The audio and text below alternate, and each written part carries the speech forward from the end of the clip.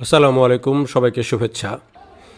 এই যে দৃশ্য দেখছেন এটি হচ্ছে কুকুর নিয়ে গভীর রাতে এক ধরনের গ্যাঞ্জাম, এবং এই কুকুর নিয়ে শেষ পর্যন্ত যেই নালিশ করা হয়েছে সেই নালিশে পুলিশ ছুটে এসেছে। এবং এই যে কুকুরগুলো দেখছেন এই কুকুরগুলো বেওয়ারিশ, এগুলো কিন্তু পালিত কুকুর না, কিন্তু কিছু মানুষজন এই কুকুরগুলোকে নিয়মিত খাবার দেয় এবং তারা এখানে থাকে।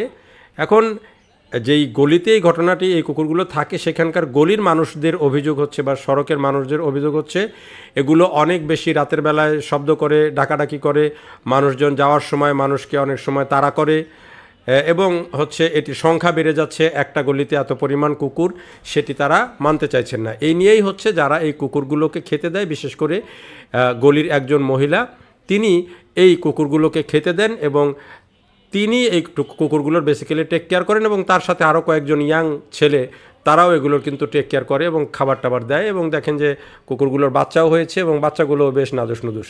ওরা হয়তো বুঝতেই পারছে না যে ওদেরকে নিয়ে কত কিছু হয়ে যাচ্ছে, সালিশ নালিশ অনেক কিছু হয়ে যাচ্ছে। কিন্তু এই যে পরিস্থিতি তৈরি হয়েছে, এই ঘটনাটা হচ্ছে উত্তরার 12 নম্বর সেক্টরের 4 নম্বর রোডে।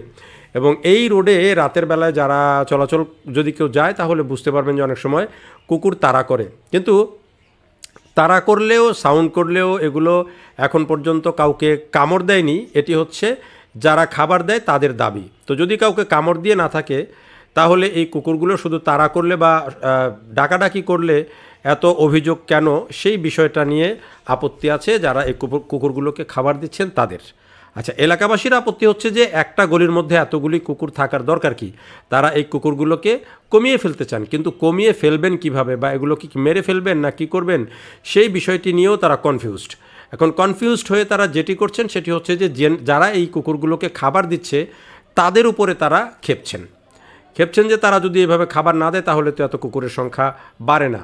আর এটা করার কারণেই এই যারা এটা খাবার দিচ্ছেন তাদেরই একজন যিনি মূল, তিনি পুলিশে খবর দিয়েছেন এবং পুলিশ এসেছে। এলাকার যারা কল্যাণ সমিতির যারা গুরুত্বপূর্ণ ব্যক্তি তারাও এসেছেন এবং চেষ্টা করছেন যে ওই মহিলাকে বা ওই নারীকে বুঝিয়ে যে কুকুর এত সংখ্যায় এখানে থাকলে অনেকেরই সমস্যা হচ্ছে। অনেক সময় বাচ্চারা ভয় পাচ্ছে, অনেক সময় পথচারীরা ভয় পাচ্ছে, অনেক সময় দৌড়ে যাচ্ছে। কিন্তু তখন যারা পালছেন, খাবার দিচ্ছেন, তাদের যুক্তি হলো যে এখন পর্যন্ত একটা কুকুর কাউকে কামড় দেয়নি, এরকম কোনো রেকর্ড নেই পুলিশকে, যেটি তিনি জানিয়েছেন। পাশাপাশি এই কুকুরগুলোকে ভ্যাকসিন দেওয়া আছে, যেটি তথ্য জানালেন। এবং এই কুকুরগুলোর ব্যাপারে সিটি কর্পোরেশনের সাথেও কথা হয়েছে। সমস্যাটা হচ্ছে যে এই বেওয়ারিশ কুকুর হলেও এই কুকুর কিন্তু মেরে ফেলার আইন নাই। 2019 সালের যে প্রাণী কল্যাণ আইন যেটি, সেখানে কুকুরকে মারা যাবে না। সিটি কর্পোরেশন এই কারণে কুকুরকে কিন্তু আর এখন মারতে পারে না সরাসরি, এগুলোকে বন্ধ্যাত্বকরণ করে দেওয়া হয় ইঞ্জেকশনের মাধ্যমে, যে ভ্যাকসিনেশন ঢাকার 2 সিটি কর্পোরেশনেই চলছে। কিন্তু কুকুরকে মারা যাবে না, এটি আইনে সুস্পষ্ট। ফলে পুলিশও পড়েছে একটা বিপাকের মধ্যে যে আসলে এখানে সে কি করবে। শেষ পর্যন্ত কিন্তু আসলে কোনো সমাধান না হয়েই চলে যেতে হয়েছে।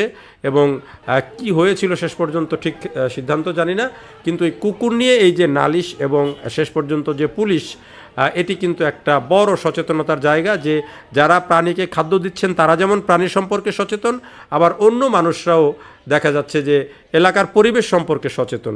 দুটো মিলিয়ে কিভাবে আসলে এটি অ্যাডজাস্ট করা হবে, সেটি হচ্ছে বড় প্রশ্ন।